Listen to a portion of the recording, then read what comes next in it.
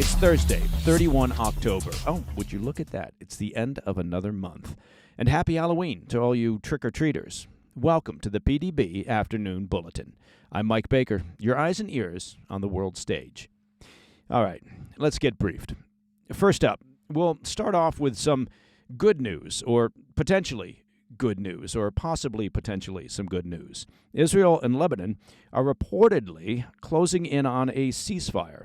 All sides are showing something resembling optimism that a deal could be struck in the coming days. Later in the show, the tragic murder of a U.S. Marine veteran in Mexico exposes the growing reach of drug cartels and the dangers for American travelers. But first, our afternoon spotlight. A potential ceasefire between Israel and Lebanon could be finalized within days. That's according to acting Lebanese Prime Minister Najib Mikati, after a leaked U.S.-backed draft outlined a 60-day truce and Israeli withdrawal from Lebanese territory.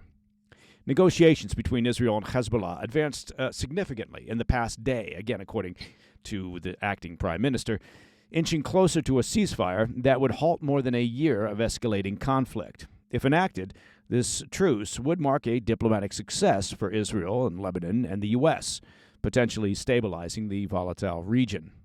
The ceasefire draft, dated 26 October and leaked by Israeli public broadcaster Khan, was reportedly authored by Washington.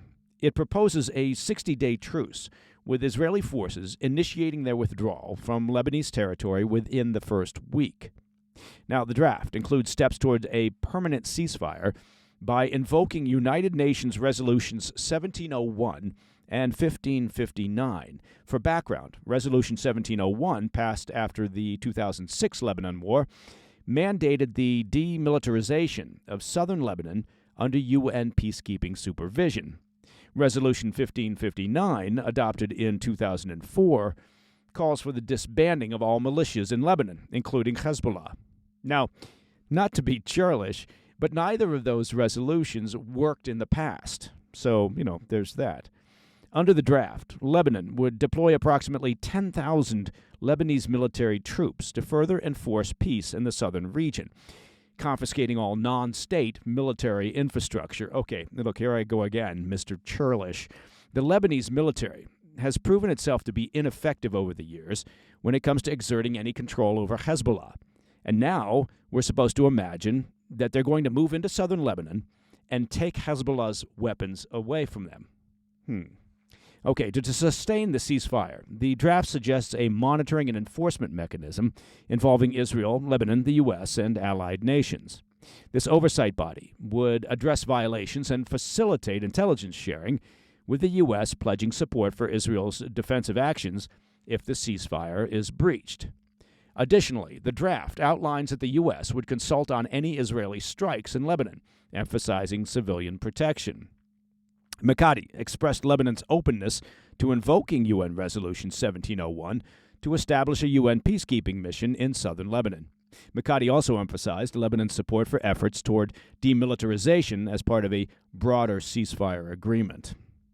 The U.S. maintains cautious optimism, with White House spokesman Sean Sabat stating, quote, "Many reports and drafts are circulating," end quote, while declining to confirm specifics of the Khan document. U.S. mediator Amos Hochstein, alongside White House Middle East advisor Brett McGurk, traveled to Israel on Wednesday for ongoing talks. Now, before his departure, Hochstein spoke with acting Lebanese Prime Minister Mikati, who expressed cautious optimism again, stating, quote, "The situation today is better than yesterday," adding, quote, "We hope that within hours or in the coming days there will be a ceasefire."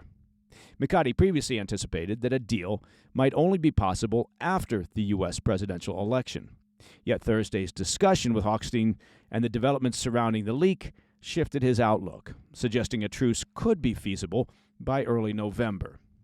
Meanwhile, as diplomatic efforts progressed, or seemingly progressed, Hezbollah's new leader, Naim Qassem, issued a stark warning to Israel.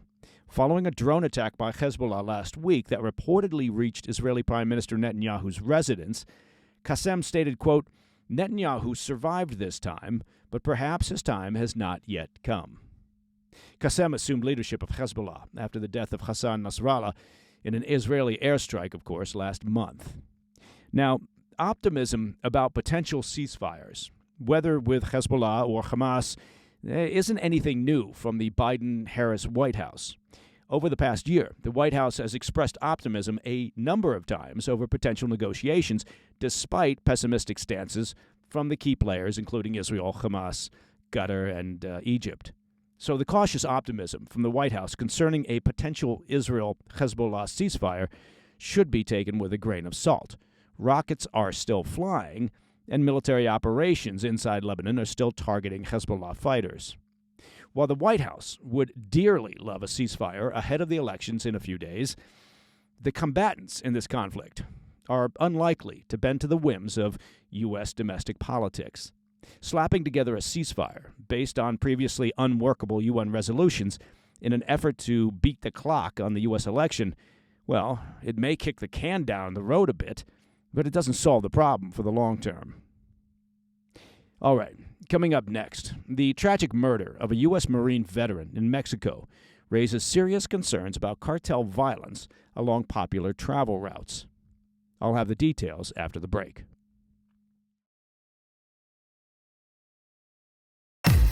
Welcome back to the Afternoon Bulletin. I want to bring you the story of the tragic murder of 31-year-old U.S. Marine veteran Nicholas Quetz. Earlier this month, Quetz was traveling with friends on a trip to the Mexican beach resort of Puerto Peñasco, also known as Rocky Point, when he was shot and killed. The attack happened near a gas station between the towns of Altar and Caborca, roughly 30 miles south of the U.S.-Mexico border in the state of Sonora. Now, Quetz and his friends were not traveling off the beaten path. They were on a well-traveled road, often used by Americans, headed to the popular beach resort. But it seems they drove through an illicit cartel-controlled checkpoint before the shooting, a reminder of how cartels are now embedded in areas frequented by tourists. This week, Mexican authorities announced that a number of suspects in the murder have now been arrested.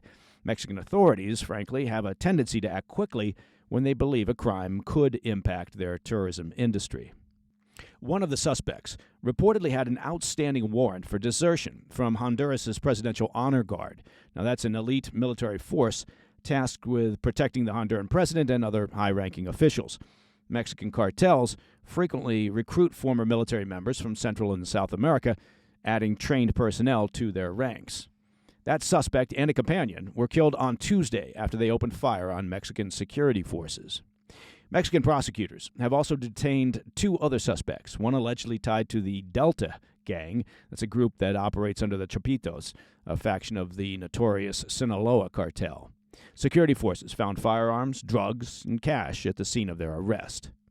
On the U.S. side, former President Trump and Senator J.D. Vance recently met with Quetz's family to offer their condolences. According to the family, they have yet to hear from the Biden-Harris team.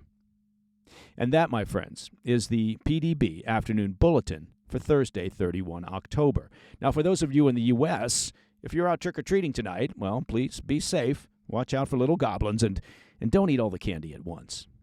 If you have any questions or comments, please reach out to me at pdb@thefirsttv.com. And to listen to the show ad-free, become a premium member of the President's Daily Brief simply by visiting pdbpremium.com. It could not be any simpler. And, of course, don't forget, tomorrow's Friday. I'm sure you were aware of that. But if it's Friday, that means that the PDB production team is hunkered down in our Space Age Command Center putting together the latest episode of our critically acclaimed extended weekend show, the PDB Situation Report. New episodes drop, as the kids say, every Friday evening at 10 p.m. on the First TV. And, of course, you can also check out all things PDB on our YouTube channel, at President's Daily Brief. And, of course, wherever you get your podcast stuff. I'm Mike Baker, and I'll be back tomorrow. Until then, stay informed, stay safe, stay cool. Hey, thanks for tuning in. If you enjoyed this video, don't forget to hit that like button and leave a comment, a really positive, nice, and kind comment. That would be appreciated. And if you're not already subscribed to our channel, make sure to subscribe and turn on notifications so you don't miss any of our daily updates.